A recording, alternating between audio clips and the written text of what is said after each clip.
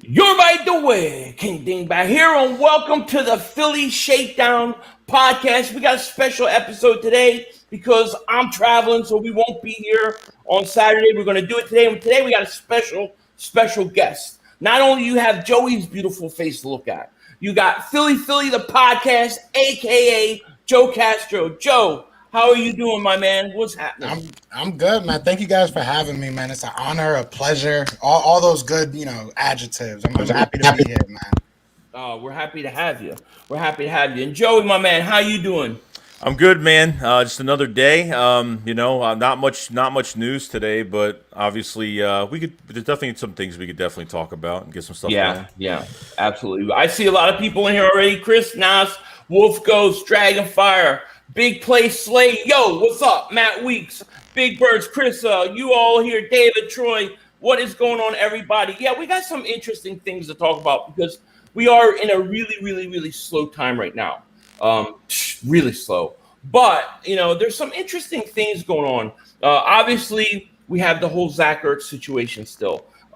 Nothing has really come of it. We've heard that Buffalo tight ends over there are welcoming him if he is to come. What are you guys' thoughts on Ertz right now in this whole situation? You want to go first? You want me to go first? Joe, you go ahead. You go ahead, Joe. You the guest. You go first. Zach Ertz. This feels awfully familiar from the beginning of the year.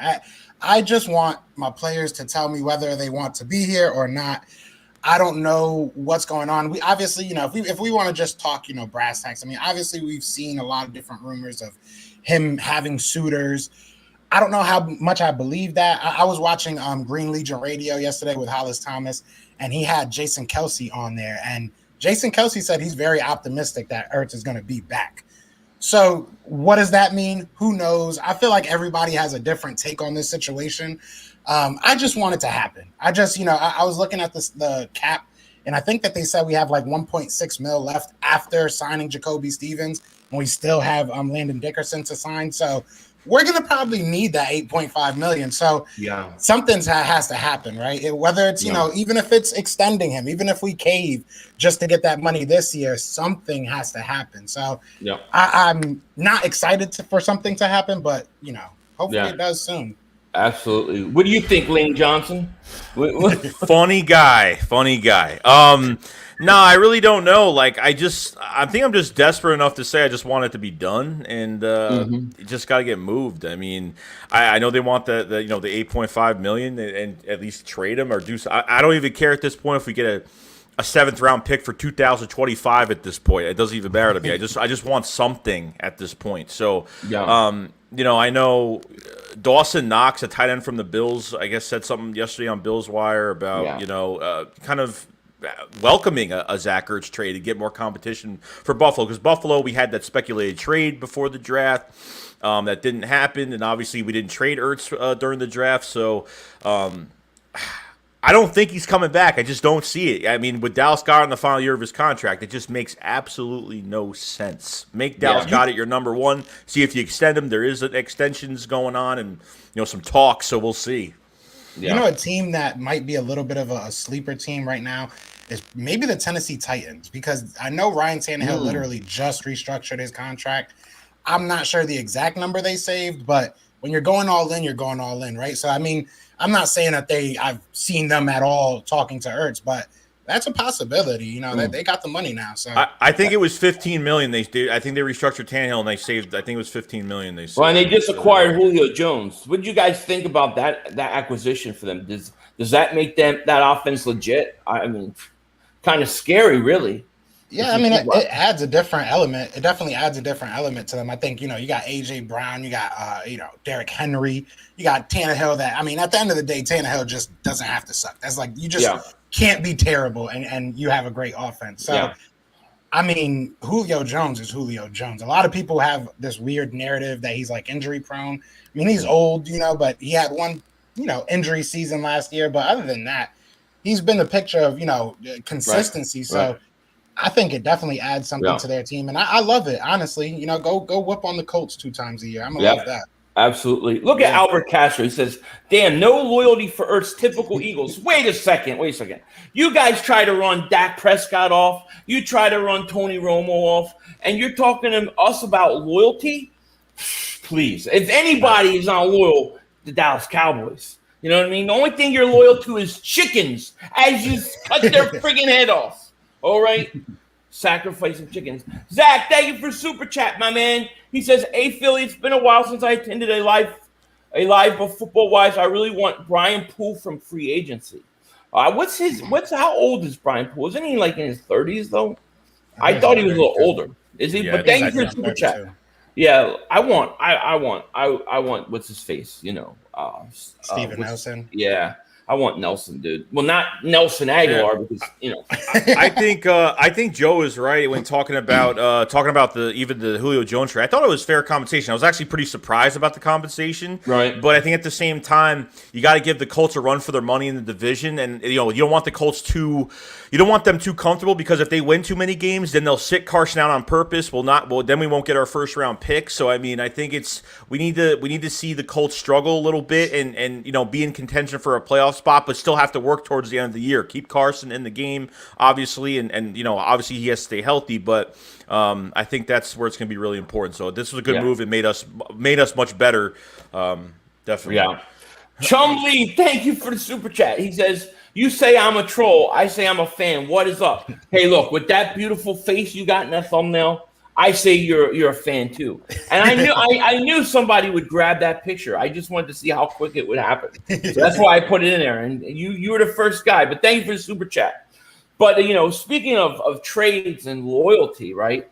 There's a touchy situation that could be brewing right now, and that is with Fletcher Cox, because we know he's got 2 years left on his deal. He's $23 million per year. Not sure if he's going to restructure or wanting to restructure. And, there's talk, and you guys both did videos on it. There's internal talks about what the Eagles are going to do with him after this year. I look at it a lot like the Zach Ertz situation where, you hate to see a great guy go. He's a great player. He'll be in the Eagles Hall of Fame. But, man, what's best for the team in the long run is what's best for the team in the long run. Well, what do you think about that, Joe? Castro? There's two Joes.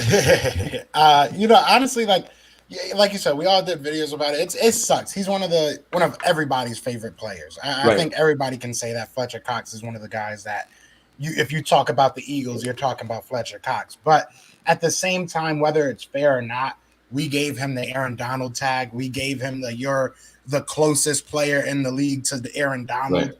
We gave you the Aaron Donald money. And realistically, whether it's injuries, whether it's, getting triple teamed, I know a lot of people like to say, but at the end of the day, he just hasn't had the production that he's had prior to that foot injury. Before that, he was putting up big numbers. So, and they didn't just start double teaming him and keeping an eye on him after he got injured. That's not when it started. So there was definitely a loss of a step. And I put up a poll on my channel yesterday, and I want to ask you both too, because I asked basically, who do you think has more help, Fletcher Cox or Aaron Donald on that defensive line? And in my opinion, I feel like Fletcher Cox does. And I say that to say this, I mean, when you have a great defensive line like that, when you have such a good defensive line coach, you have a good scheme for your defensive line. I mean, you are the marquee. I feel like you should be putting up better numbers. Mm-hmm. But at the same time, I love the guy to death. So with everything I said, I just want them to figure it out. But there's some options. You can restructure him. You can extend him. Both save you money. I just don't feel comfortable keeping him at $23 million. Yeah. It's just too much money right now. Yeah, go ahead, Joe. Yeah, no, I agree with Joe. Even last year, you go 6 games into the season, he's got a sack and a half, and really it's not about the sacks, but when I watch Aaron Donald play, I see him just take offensive linemen and pile them into other people. I see him just be so disruptive. As long as I see Fletcher Cox be disruptive, I don't even care about the sack numbers at this point, but it makes no sense to me that he's a $23 million cap hit, and it's just, and I know he's had a couple injuries. Going into 2019, he had the foot surgery and then he had the neck injury last year. So I understand he's had some injuries, but at the same time, like getting paid that much, he's just got to do more. I mean, I feel like he got, he had 6.5 sacks last year, but I thought he got most of those sacks in garbage time or times that really didn't matter so much. And people really have to look at it. We hold on to players for way too long. Zach Ertz is a perfect example of that, and we don't want to. Fletcher Cox is on the wrong side of 30 right now, so we need to, $16 million in savings next year. Wouldn't that be nice to get that money back? You drafted 3 defensive linemen. I got a lot of praise for Teron Jackson and Milton Williams this year. Milton Williams, I'm actually pretty excited about to see what he could do. Jonathan Gann seemed to like that pick a lot, so I see that we're rebuilding this defensive line because potentially guys, Derek Barnett could walk, Brandon Graham could walk. I think Josh Sweat's on the last year of his contract, so he could walk as well. So it's an important year for Fletcher Cox. That's definite. Yeah, I think it is too. But I will say this though, like I had a lot of comments in my during my video yesterday talking about comparing him to Aaron Donald. I gotta be honest. Aaron Donald is a step above him. Okay, this is a guy that had over 20 sacks. I mean, Aaron Donald is a step above him. Now there were a few years ago where I thought they were pretty close, but Aaron Donald is still doing it. So I don't think that that's a fair comparison to even compare him to Aaron Donald. Just my opinion. Now I like Fletcher Cox. I think he's an Eagle Hall of Famer and all that kind of stuff. But when you're talking $23 million and then you could save $16 million in cap space, I think you got to look at the situation. He's 31 years old. You may be a few years away from really being a contender. And if you get the right thing, I'm not saying just give him away for nothing. But if you can get something decent for him, I would consider it at the end of the year. That's just me. And I feel like the worst part is that honestly, his fate, unless he restructures or he extends and makes that cap hit a lot less, his fate is really dependent on this whole team. Because I mean, he can go out there and put up 15 sacks, 20 sacks. If we suck, it doesn't really matter. I mean, if you put up 20 sacks, we probably still that's better for us. We got to get rid of you. We got to get that because I mean, if we're not good, it doesn't make sense to have a piece like him, and it doesn't make sense for both sides. It doesn't make sense for us. It doesn't make sense for him. Go out there and get the best out of the years that you have, and try and go win another ring if we're not in that position. But if we're good, all this is mute. I'll pay $23 million to have an elite defensive lineman on a championship run. So it sucks. I don't even think he's really in. I don't even think he holds his own cards this year. I agree. Zach, thank you for the super chat. He says Brian Poole is going on 28 or going to be 29. He's 28 right now. He'll be 29 in October. Well, that's younger than I thought. No question about it. So look. The Fletcher Cox thing is interesting because I really wonder what they're going to do. I don't think something's going to happen this year, but I think going into next year, I wonder, has the Zach Ertz situation swayed them to maybe be a little quicker, a little faster on the trigger because they blew all of Ertz's trade value, all of it. You know what I mean? No question about it. Yep. I mean, with Ertz. I don't know. I feel like the Zach Ertz situation is so weird because he had a bad year last year. That's but I feel like everybody did. Everybody on this team had a bad year. But we got value out of Carson Wentz, and he had a terrible year. I mean, so I don't understand. Zach Ertz is far from spent, and there are teams out there that need a tight end. So I really don't get what the situation is. I think with Fletcher Cox at the end of the day, he's going to be worth what he's worth. People are going to want him, even unless he's injured all year this year and has a terrible year. I feel like he'll hold his value a little bit. He just is, he has his name, but Zach Ertz, I really don't know why people. I don't even know if it's really on the Eagles. I mean, I just don't get it. I don't get what is the holdup if they really just don't want to give up on him. It just doesn't make sense because nobody's talking, nobody, even our coaches are giving him love. Our coaches are saying, he's an all-pro, he's a great guy. And I think it's the most confusing situation. I mean, if you look at Ertz and the whole thing where the press conference at the end of the year, he's crying. I mean, he basically mentally looked like he was ready to go. And then early in the season, him and Howie were fighting. he's not showing up for any of the OTAs. I don't know what to make of it. And I just think a lot of these teams are just waiting or trying to lowball the Eagles. They're just like, well, they're going to wind up cutting him, and we'll just wait it out. Yeah, he loves being here. They offered him 2 contracts. You're telling me right now that he deserves Travis Kelce, George Kittle, Austin Hooper money right now?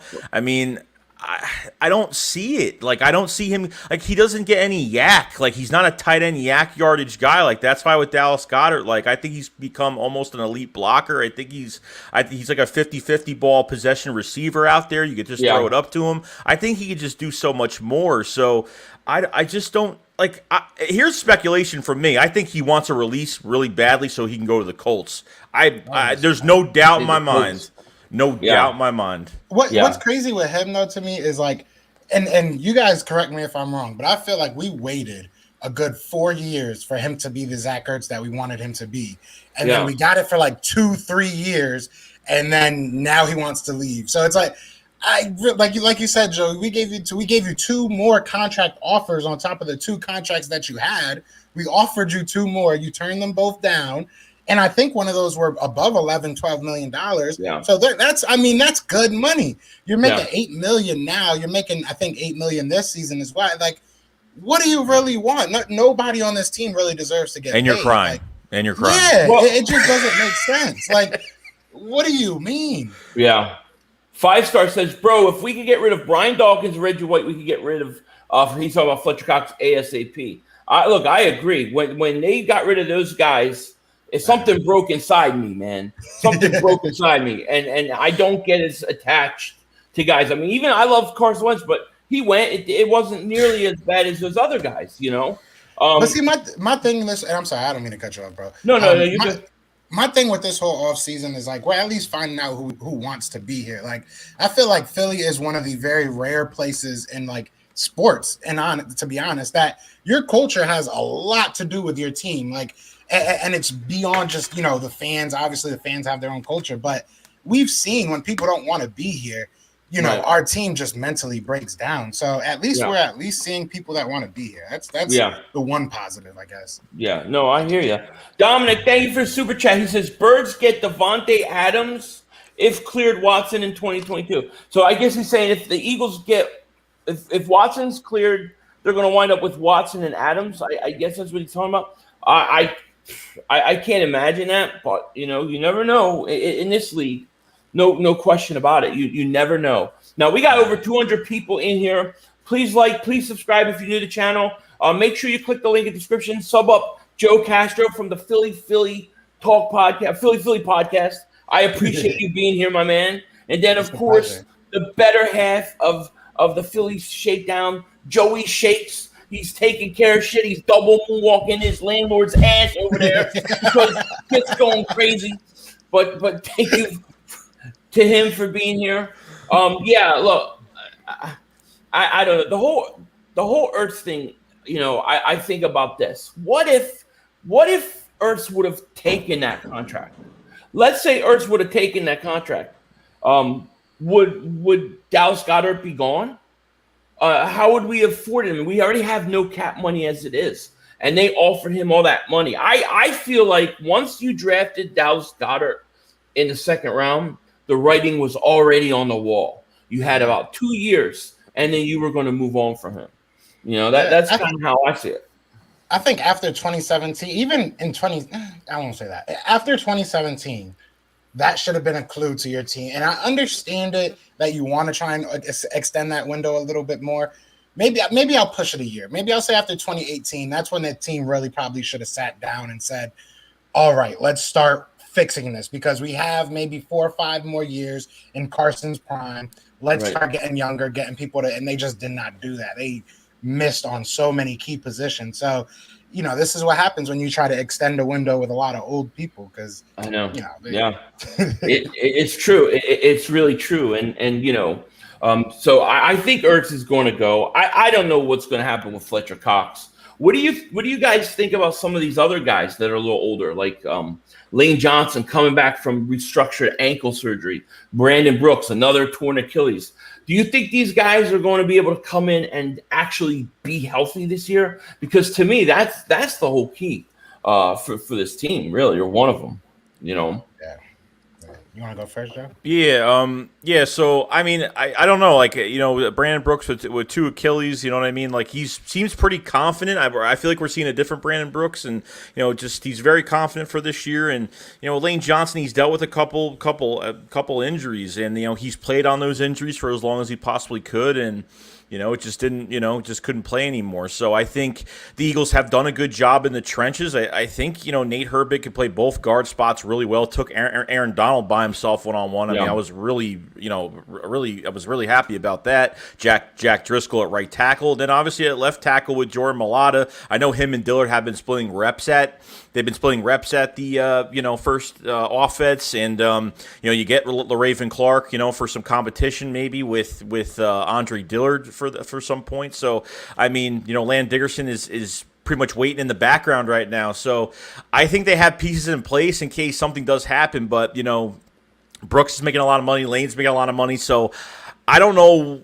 If we can't change our offensive line 14 times like we did last year. I mean, because of injuries. So that's ridiculous. But I think down the road, if these guys get injured again, I really don't. They're going to have to make some really tough decisions next year because number one, you can have cap space next year. We're actually not going to be over the cap next year, and then you're going to have 10 picks and 3 potential first-round picks next year.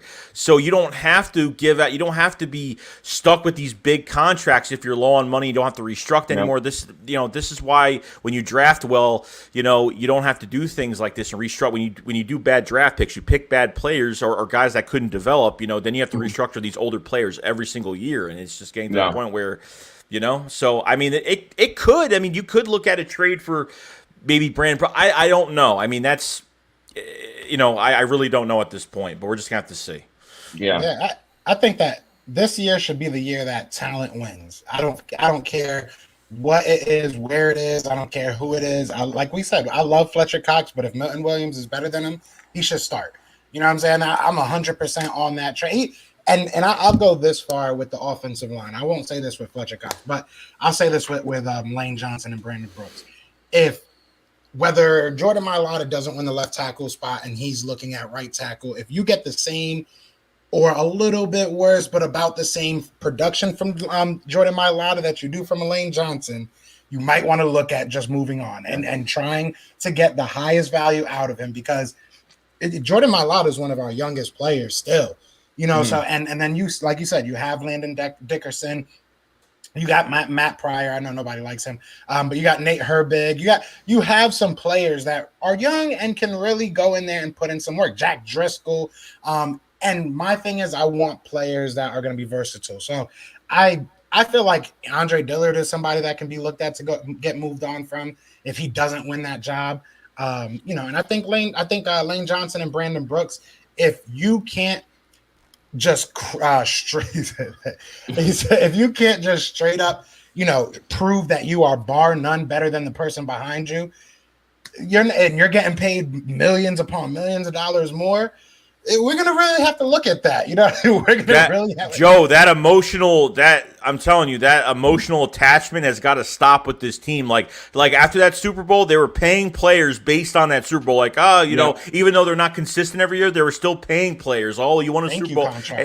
You know what I mean? So they got to stop doing that. And us fans got to stop. Like, I know you have your all-time greats and you love certain players, and I love certain players I hate to let go too, but it's all about that logo over every possible thing to make this team better to win a second chip. Yep, that's it. And Marcus says, "Yo, fat man, stop ignoring comments. Just joking. What your man Riley Cooper? Riley Cooper? That guy stinks, dude. I hate that guy. That guy was like the worst receiver ever, dude. He was up him and Nelson Aguilar, dude. I couldn't stand him. Now speaking of what you guys were saying about getting attached to players, Aiden says Fletcher Cox is the heart and soul of our defense. Now, see, I love Fletcher Cox, and he may be. But at what point do you have to say, we got to move on from this guy? It's not about the name. It's not about what he did anymore. It's about what he's going to do in the future. And to me, if you could get, if you could get a high pick for Fletcher Cox after this year, and you say we're a couple years away from the Super Bowl, or being real contenders, and we can get $16 million in cap space, I got to do it. And that doesn't mean that you don't love Fletcher Cox, that you don't like him. We love Cox. But what I'm saying is, in all seriousness, is you have to be able to move on from these guys. Look at the Patriots. They said after they win a Super Bowl, they try to get rid of 30% of the roster. 30% of the roster. So, I mean, at some point, like Joey was saying, it's the name in the front, not the name on the back. Yeah, look. If we just say we trade Fletcher Cox next year, if we got just say we got like a third for 20, say we got a third for next year and got like a first, for 23 or something like that, like get like a mid-round pick and maybe a first-round pick for the year after or something like that. I don't know. I'm just saying. Then yeah, I'd be down for it. I mean, depending on what he does this year. Right. I think the one mistake the Eagles made, there was one player on this defense they should have not and let go of, and they should have kept him here till he retired. Malcolm Jenkins should have not left the Eagles. I agree. He shouldn't have left. That was heartbreaking. I remember I was at work. My heart came out of my chest when that happened, and they should have worked something out because it's really hard to get a guy like that gels up your defense. To be honest, guys, Malcolm Jenkins bandaged up our defense. They put him anywhere on the field, and really, everywhere. When we signed Will Parks last year, like he was supposed to be that guy, and unfortunately, he just got released, and he was so bitter about it when he left. So, it is what it is. But those guys that gel your defense together, like now we have to find that voice of this defense. Now we have to find that leader of this defense. I think Ronnie McLeod has a big voice of this defense, probably, but we need to see this develop. So. Yeah, I like Malcolm Jenkins, and I definitely like you said, as far as like the person he was, I definitely didn't want to see him go, but I don't feel like he was asking for that much money either. And I was on an Arizona Cardinals stream, and they were asking me about the Zach Ertz possibility and what we thought about that and everything. And what I thought honestly was the Malcolm Jenkins situation, and I was like, it can't be the money because we're paying you good money, so it has to be the respect factor. It has to be that we're either just not willing to come to the table and talk $10-12 million or something like that, which we know that's not true. So it's like it has to be something deeper than just the money. So I think a situation to look at is the Malcolm Jenkins, and because he talked a lot about the disrespect that he felt from, let's just say it, Howie Roseman, right? So maybe that's what's going on here. That's really the only possibility because it just doesn't make sense otherwise. Yep. I hear you. 3-card Mon says, no way Malcolm Jenkins' best days are behind him. They were behind him, but he still was probably our most versatile defensive player. I wouldn't have let him go. He was the one older guy that I definitely would have kept. You know what I'm saying? No doubt about it. Brought back Jason Peters, though. Yeah. Jaleesa says, Nelson helped us win a Super Bowl. Riley was just a racist that could not play. Yeah, that's true. I'm not going to say Nelson's a good guy from everything I hear, but I just can't stand him as a football player. And I don't care that he helped us win. But yeah, you're right about that. What's his face stunk on both levels. He was an asshole and he stunk as a player. So yeah, you're right about that. Mark Holmes' mullet is here. Mark Holmes' mullet. Look at that thing. All night. What's up, Mark Holmes' mullet? How are you doing, man? What's up, bro? BBC says, how many games wins the division this year? That's a great question. What do you guys think? Go ahead, Joe. Go ahead. It's weird because I think early, probably before the, maybe after right after the draft, I was saying 7 to 9 games. Even when the coaches got hired, I was like, I don't know. I have a good vibe from these coaches. I feel like maybe 7 to 9 games is to going into the right direction. As long as we go into the right direction, I know that I can feel. At the moment when we don't get to the playoffs, we're gonna be mad. But to say that we take a step forward, I'll be happy about it. But it's really hard because they're doing things like even NFL analysis on NFL Network and everything like that. Some analysis people don't even know if the Eagles are rebuilding right now because they've done some crazy moves. Obviously, getting Devontae Smith was huge, but the draft wasn't. Some people are saying our draft has been pretty good. And obviously, looking back at it, I do like it. And then you look at the Ryan Kerrigan side, they're doing signings that seem like they still want to win this year, that they're not just giving up saying, we're just going to see what we're going to play this out, see who could, produce and who won't produce, and that's it. But it's really hard. I feel like that number is creeping up a little bit more to maybe 10 wins. I mean, at this point, that's what I'm thinking right now. But I think this team will surprise us this year. I think this team will be competitive. I think they'll be tough. Everyone thinks because we have a new coaching staff, we're going to go into the season and we're going to come out slow. We're going to come out sluggish. We're not going to know what's going on. I think Nick Sirianni is going to create this culture here that is going to just flourish, and it's going to create other leaders. And obviously, Jalen Hurts is going to gravitate more players towards him. That swagger's coming back to Philadelphia this year. And Jonathan Gannon's defense is just very exciting. And just seeing him, obviously, you saw the unscripted stuff today, and Jonathan Gannon, his voice just makes me want to jump in there and play. So I think that those wins are creeping up a little bit more, guys, and I think that this team is going to surprise us in 2021. Yeah, I agree. Yeah, as far as our team, I think I've had us pinned between 6 and 10, or 6 and 9, excuse me, as far as wins. But to win the division, I do think it's going to probably take 9 to 10 wins. I don't think it'll take that much. I think you'll win the division. You'll make the playoffs by winning division. You ain't really gonna make it any other way in this East. So that's kind of where I'm at. But to kind of piggyback off what Joey was saying, man, I think people are really sleeping on what wanting to go to work can do for somebody. Right. I really think people are sleeping on that. And it is, look, energy doesn't win games, hype, a cool handshake doesn't win games. But we saw in 2017, everything was like, all right, guys, when we get this turnover, we're gonna go do the electric slide together. We're gonna go do this. Oh, we got to go to, it was a team. It was an energy. It was a fun time. And we lost that. We lost that somewhere. So I feel like we have that back. I feel like Nick Sirianni, whether it's shooting threes with the guys, whether it's, all the way down as trivial as playing rock, paper, scissors, shoot, it brings something back that we haven't had in a long time. So I think for that fact that we are a sleeper team, man, and I won't say that we're going to go out there and win 12, 13 games, but I think we'll surprise some teams, man. I don't think people are expecting us to come out as hungry as we really are going to come out, because everybody's job is on the line. And I can't say 1 year that I remember as an Eagles fan that I can really say anybody does bad, there's a real possibility they're not here next year. So it's exciting, absolutely. I think, for everybody. One thing to add to that is what happened to this resilient team that it used to be? What happened when this team was backed into a corner at the end of the year and we fought back and got into the playoffs in 2019? What happened to that team? And then all of a sudden, there was no fight back or nothing. I obviously know we switched quarterbacks. The last game of the season, upsetting Giant fans, and whatever happened with that game, I don't know. But I want that team to come back, but I want a more obviously advanced team. That reflects off diversity and adversity, and just could fight back in games, and doesn't seem like they're giving up. Body language tells all, especially we saw in our quarterback last year. Body language after bad play just seemed like half of these guys didn't even want to play last year. Half of that locker room wanting Carson Wentz to get off the field, half of them supporting Carson Wentz. So I think all of the dead weight is gone. I think all the people that, there's no more dysfunction.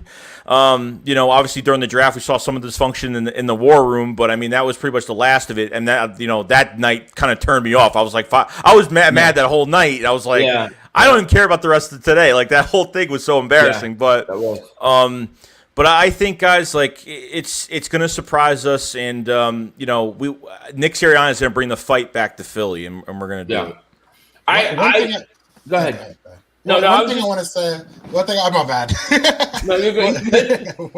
One thing I want to say is we had somebody. I forget. I want to say it was Shokapati, but they said that the veterans of the defense went and apologized to the second-year players, when this offseason started. That they legitimately went and was sorry about last year. This is not how Philadelphia's run. This is not how we want it run. So that says a lot. That says a lot. It does.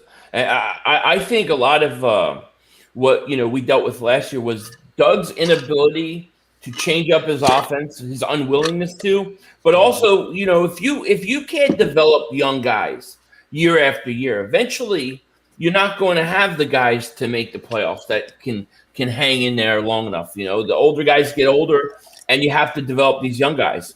As much as we talk about Nick Sirianni and all his energy and everything he brings. That I love it, but his ability and this coaching staff's ability to develop players is, to me, the biggest thing that that appeals them to me, in my opinion.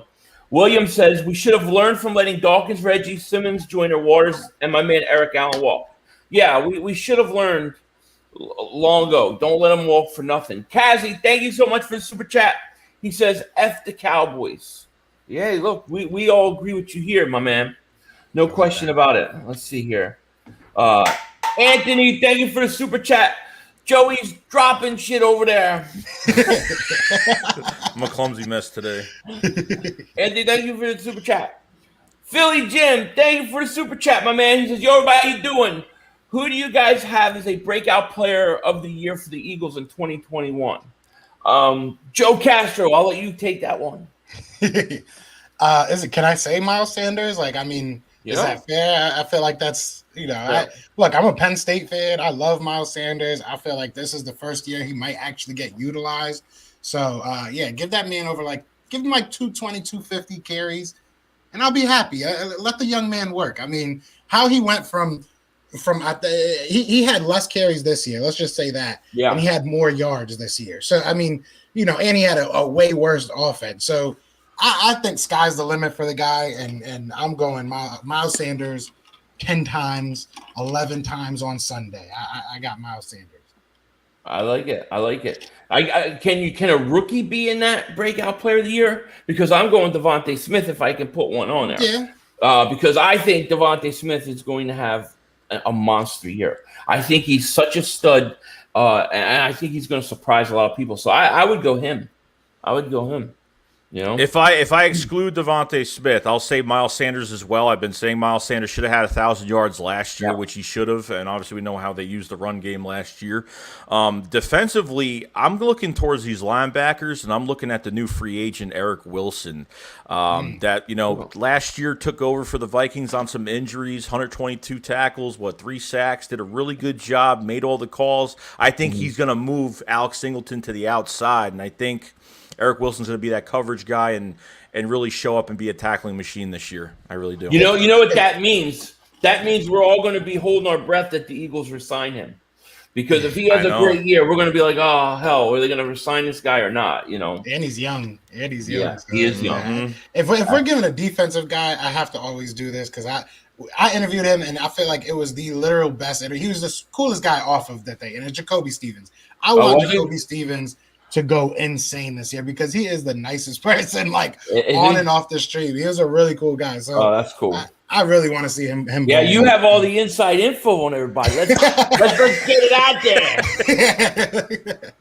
Let's go. I like Jacoby a lot. Man. That's cool. Like him a lot. I just did a Philly Reacts video to him. I'll put out later this week for my channel members. But yeah, I liked that pick. Freeman Luma, thank you for the super chat. He says, which preseason game do the starters play a half, do you think? Probably game week 2. I would assume week 2 would be the half. And then week 3 they don't play at all. That's what I would think, Capizzle 60 minutes.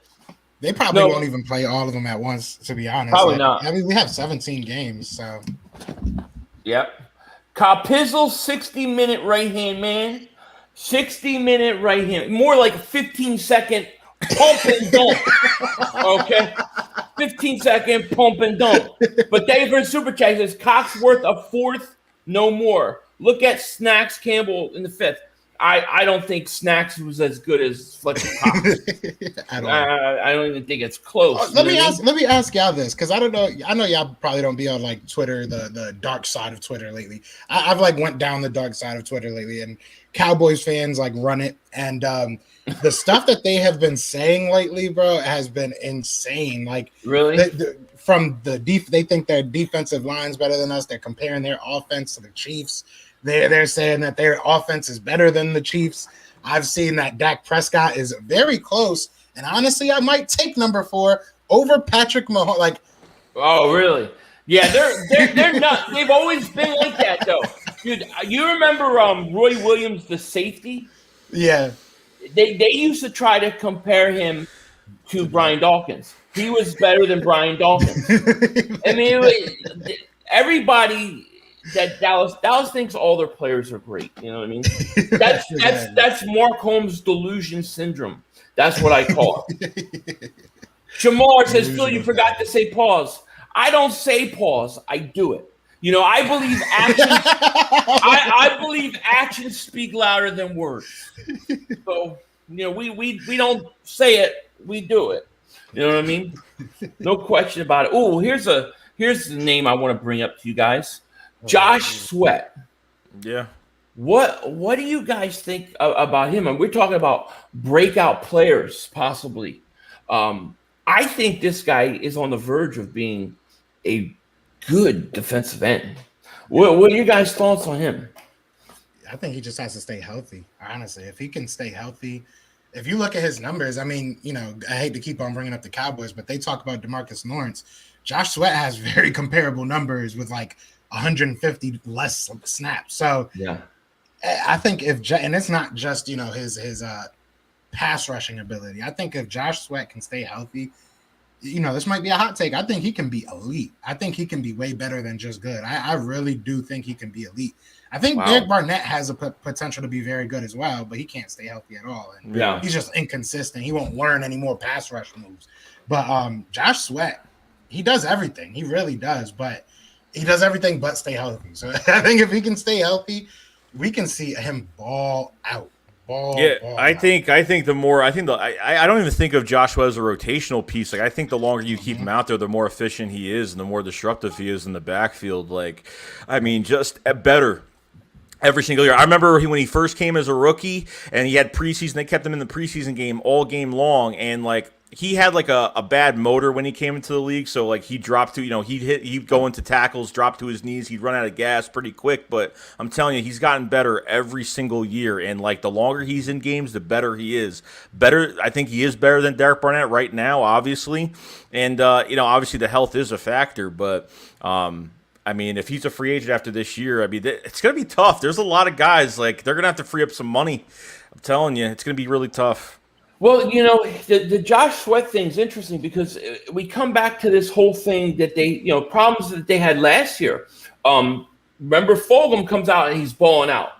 Alshon Jeffrey comes back because they're paying him more. They play him. Are we going to have that same situation with the Eagles this year? If Josh Sweat is out playing Derek Barnett, are they going to play Barnett more because he's making $10 million? Because to me, that kills your development. That kills the team, dude. I need the best guy out there. You know what I mean? I feel like that $10 million is like, I feel like they just kind of gave $10 million to their sister and said, hold this for me real quick. We're going to see if we need this. Because realistically, they can still cut him tomorrow. They can cut him week 2. They can cut him week 3. I think it's like, it might be easier than if you were to extend him, you know, because maybe nobody wants him. If you really can't get a trade partner for him, maybe extending him won't, you know, fix that issue.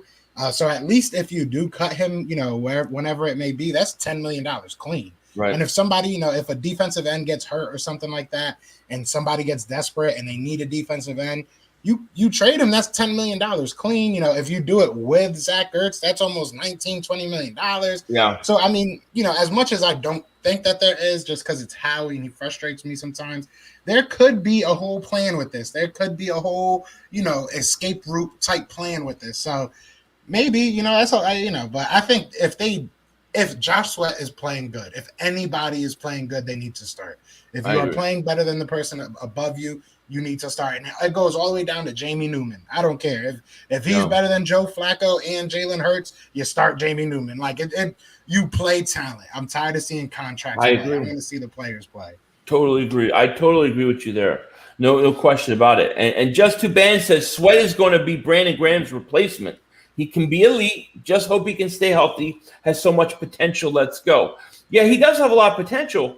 But, you know, that's the thing. If he's Brandon Graham's replacement, who's going to be Derek Barnett's? Because I'm not so sure Derek Barnett is here to stay long term. I think one of those first round picks next year is going to be a defensive end. I really think you're going to see a pass rusher go early. I think the Eagles are going to take one. Which King, he says, will Hargrave take the next step this upcoming season? He better. I mean, for the money he's getting, when the Eagles signed him, I thought they were preparing for Fletcher Cox to go. That's why I thought they signed him to that kind of money. So I think what happens to Fletcher Cox could depend a lot on how Hargrave plays. Yeah, I agree. I think Hargrave has a second. It's unfair because he doesn't have a second year in a system at all. You're going right to a new system again.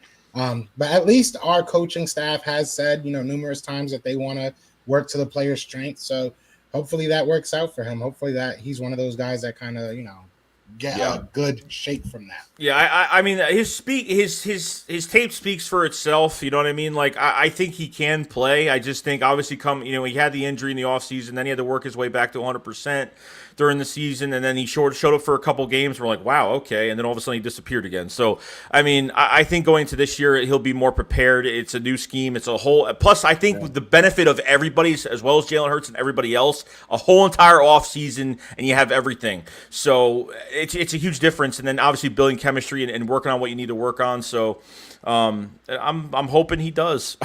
For his sake, I'm hoping he does. Yep. The 500 Eagles breakout player will be Jordan Mailata. Maybe. I mean, Jordan Mailata's situation is interesting too, because I really don't know what they're going to do with Dillard. I do not have any idea. It's interesting. A lot of people don't think he's good enough to play, or he's tough enough to play guard. So if he can't play guard, you put him at left tackle, move Mailata to right tackle. I just don't know. If Jordan Mailata can play left tackle and he's the guy, I'm not moving him. I'm keeping him right there. You know what I mean? So who knows? Who knows? I wanted to ask Joe Castro. I want to ask you one thing. Jacoby Stevens, you interview him. What does he see himself as? A linebacker or a safety? Because he's gonna kind of be in the middle. He's only talked to Nick Rallis. That's as far as when I was talking to him, he only talked to our linebacker coach. But he's probably gonna be like kind of that tweener. I'm a little bit biased because I do love the guy. I think he's a great guy, but he probably won't really catch on. So probably it'll take him a little bit because he is kind of a niche role. He is kind of that. I don't even want to say. I'm not saying he has Jamal Adams type talent, but look at that mold of a player. You know what I'm saying? And that's probably what they're going to try and make out of him is what I'm hearing, or at least I'm seeing. Right. So that's most likely what we'll see. Gotcha. Wait, Joey had tattoos? Joey, you got tattoos? Everybody's surprised. They're surprised by Joey's tattoos. We got Lane Johnson here. This is the Jason Kelsey Lane Johnson show. You didn't know that, Joe Castro? He's Lane Johnson. I look like Jason Kelsey. Hold the dog home fast. What are you going to do? I'll be Fletcher Cox. I'll take. There you go, Fletcher Cox here today, guest star. We should have named it. We should have just named it the Jason Kelsey Lane Johnson show. That would have been hilarious, dude. People would have been like, "What is this?" That would have been hilarious. Jeez, what do you guys? What was I going to ask? I wanted to. So I'm going to ask you a general NFC East question. Who's our toughest opponent in the NFC East right now? Like, what's the one team scares you the most out of all three that we got to face? I think I like Washington a lot. I mean, I know the quarterback situation's kind of, uncertain right now, but I think once they get a quarterback, I think that team is going places, and they have all their pieces on offense, defensive line, first round picks. I mean, it's linebackers are great, safety. I mean, they're all around great roster. I mean, I think it's gonna really be up to the quarterback for Washington. So I mean, I think Washington. I keep saying Redskins. I think the Washington football team is definitely a team to look out for, because there's so many unbalanced teams. Like, good roster for Washington, but not uncertain at quarterback. So you can take you take the Giants the same way as well. Really on Daniel Jones to put the team on his shoulders. They put him in a good position right now with a lot of weapons. So I have to pick Washington, to be honest. I think Washington, I agree with you. I think they're set up for the future, the best. Once they get a quarterback, it's going to be scary. It's going to be interesting, especially depending on who it is. But if I had to say going into the season, and I hate to say this, probably the Giants, just because I'm sleeping on them. I'm sleeping on them so much. And realistically, if I'm being non-biased, they had a really good defense last year. They didn't have probably their best player on their team. offensively, and Saquon Barkley. They're getting him back. You know, they have a second year in this system, second year with the coach.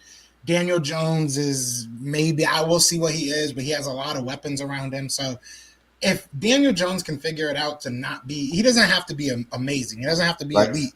If he can just be good enough, I think that defense and his weapons around him can really carry that team. And we've been beating them up for a while. So, you know, at some point it might change up. But I'll say that. Well, we got over 300 people here, so please subscribe if you're new to the channel. Click the link in the description. Sub up Joe Castro from the Philly Talk podcast. Kind enough to Philly podcast. Appreciate it, bro. I'd say Philly Talk. I get your guys' names confused all the time. Shout out to Mike, though. Go sub him up, too. Mike. Come off, show up Joe, and show up Joey Bag of Donuts, Shakes, the better half of the Philly Shakedown. I think Dallas is the toughest team. And the only reason I'm going to say is because I think that offense is legitimately elite. I think they can score legitimate points. Now, I don't think their defense is great, but they're going to score a lot of points. And until Washington gets an actual quarterback, I'm not too worried about them. Now, if Washington traded for, like, let's say Aaron Rodgers somehow, then they would be scary. But I think Dallas, to me, is still the biggest threat. Yeah, how is Dak Prescott going to look off that injury as well? That's a great question. Great question. Yeah. That boy Q55, thank you for super chat. He says this schedule is similar to the Super Bowl season. Well, yeah, I guess because we played AFC West that year. We went to. So yeah, you're right. You're right in that. You know what I mean? Christian says I'm coming. Very proud of you. Very proud of you. Dallas defense also. I mean, what do you want to say? Very good for you, buddy. I'm proud of you. Very proud of you, buddy. You do what you got to do. Dallas defense also improved. Dallas defense improved, but I just wonder. I wonder if if those guys are a little bit young, like will it take them time to adjust? You know what I mean? That's what I wonder. I feel like Dallas's defense just threw a bunch of darts. And it might work out. Don't get me wrong; they need a defense, but outside of like Micah Parsons, they just threw a bunch of darts and kind of hoped something would stick. Because I mean, none of these guys are really, it is. Exactly. Chris Cruz said, "Hey Philly, Joey Shakes, Joe Castro, you all are amazing. YouTube, you always make me laugh. Sometimes when life is hard. Thank you, buddy. We appreciate that. Appreciate it, man. We appreciate that, man. We try. Thank you. We do appreciate that. I think Parsons is going to be a good player, but what are you going to do? We got. I don't know. You never know what you're going to get with people in the chat. He's proud of you. I mean, what do you want me to say? I mean, I wouldn't have told everybody, but hey, hey, you got to be, you got to have that fire in your soul and in your belly to. Yeah. Now he's probably taking a nap. He's probably. Oh man. Terrible. So we'll do about 5 more minutes, then we'll end it because I'm headed to Las Vegas as soon as this thing is over. Well, I'm driving halfway. So about a 10-hour drive. So I'm driving halfway tonight and then halfway tomorrow. Then I got to fly to North Carolina. So I don't want to be on too late. So yeah, I mean, this is going to be a very, very interesting. This is going to be an interesting year, followed by a crazy offseason where you're going to have 3 first-round picks. You're going to have tons of cap space. I don't know what to expect. I really think this is all about Jalen Hurts. If Jalen Hurts is that guy, we're good. You know what I mean? That's what I think. Yeah. This is the worst job interview for a person in the world because he has he got thrown into the fire last year. You know what I'm saying? And now he's just like, this is almost worse than last year because literally you're coming in. This is like going to work and then being like, all right, we hope you do good, but we got these 4 people that can replace you at a moment's notice, but we hope you do good. Like, we really want you to do good, but these guys are ready to take your place. But, so that's how I feel with him because we got 3 draft picks just ready. If you suck at quarterback, you're gone, quick. So Yep. We'll see. Yep. Just Too Bad says, "Hey Philly, and thank you for super chat. Are you mentally preparing yourself for game 2? Trae Young is a dog. Trae Young is a stud, dude. Trae Young is a player. He could score. But look, Sixers are going to bounce back tonight. I wish I could stream it, but like I said, this series is going to be hard for me to stream. I'll be probably as long as we get the next round, I'll be home so I can stream those games. But I expect the Sixers to bounce back. You know, I know we got a Brooklyn Nets fan in here, Joe Castro, right? You guys looking good, man. Very good. Very good. Yeah. It feels good. Yeah. Justin Banza, thank you for super chat, though, buddy. Appreciate it. James, thank you for super chat. He says, "What do you all think about D.D. Westbrook cheap off of ACL for veteran presence and Nelson on a prove-it deal to contend?" I love Nelson on a prove-it deal. Well, I like D.D. Westbrook, but, man, anybody coming off the ACL always makes me pause. You know what I mean? Because I don't want to deal with usually coming off of ACL, you're hurt that following year. That next year, unless you're Adrian Peterson, you're never the same. You know what I mean? Right. Yeah, I don't think we're in a position to really give young player prove it deals. Like it's one thing if you're giving somebody like a Steven Nelson who's proved it already, and you're just like, can you come back here, get something cheap, see if you still got something in the tank? That's a little bit different. But Nelson maybe, but like once you start, and wide receiver is not that position. If you're gonna go get a wide receiver, get somebody that can either, whether they're on the field or off the field, can teach these young guys. You know what I'm saying? Yeah. So I'm not into it. Talk about Steven Nelson teasing like hell out of Eagles fans. I mean, between like the tweets and not even just that, the most recent one he did was I forgot his name, but one of the Eagles beat writer from Philly Voice, he tweeted at that and said, "Follow my YouTube channel." It was an article that said, you know, the Eagles trade or signed Steven Nelson, and they talked about Zach Ertz in it, and he tweeted at that. It's just weird how he hasn't been signed yet, and I feel like once his Zach Ertz move is done, I feel like that Steven Nelson signing will. I don't know. It's not like he's a free agent. It's not like the Yannick Ngakoue stuff where he was still with his team. You know what I mean? He wasn't a free agent at the time, and he was teasing us badly. That was like crazy. God. Yeah, like that was nuts. But this right here is like, I don't know. I feel like he wants to come here. I don't know. I'm waiting for it. So I think he's coming. The craziest part is he's. There's other cornerbacks that are getting signed. Brashawn Breeland just got signed. Somebody else, I think, is on a visit today. So, I mean, other people are getting signed. And he made like a whole thing about how he had all these people courting him about 2 months ago. So, I don't know. Maybe he's lying. You need to get him on the Philly podcast. Oh, I've tried. You need to get him. Have you tried? I have tried. He ain't even answered me yet. We'll see, though. We'll see. I didn't think I would get Ryan, so. What do I have to pause for? I don't know what I said this time. But everybody always reminds me. But yeah, you should get him on because I think he's coming to Philly. I do. But we'll see. I mean, that's the one guy. That's the one guy I want. That's the guy I want right now. Mm-hmm. You know, if you get him a 1-year deal.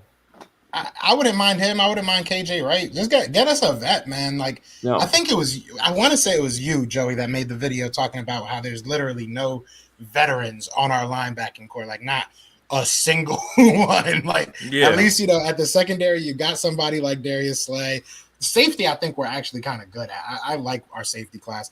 Obviously, you look at our defensive line, but you look at that linebacking core, and it's just youth everywhere. I mean, there's so much. You don't even know where to start at this point because you know what? There's so many unknowns. Like that's why the wide receiver position is so unknown with the short-term success. And then that linebacker is just like you know you have Davion Taylor, your third-round pick. Don't play him till later in the season, and he was horrible. But you can't blame the player. But you know Jim Schwartz just did so much. You know, but you know Sean Bradley, T.J. Edwards, like where are all these guys? How are you going to figure out where these guys are going to fit? And I hope Jonathan Gann could exploit that with some of these guys. So yeah, facts. You said Steven Nelson's coming to Philly.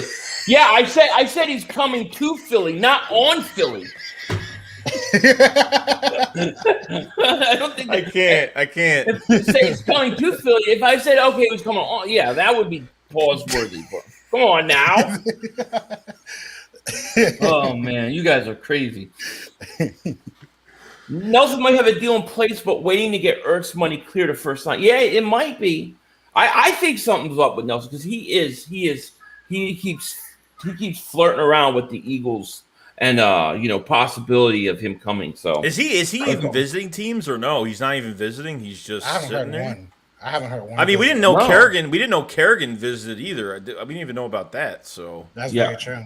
Yeah, I don't know how they kept that under wraps. To be honest, that was like the craziest thing. Even like when I was talking to him, we asked him that. I was like, bro, how did y'all like?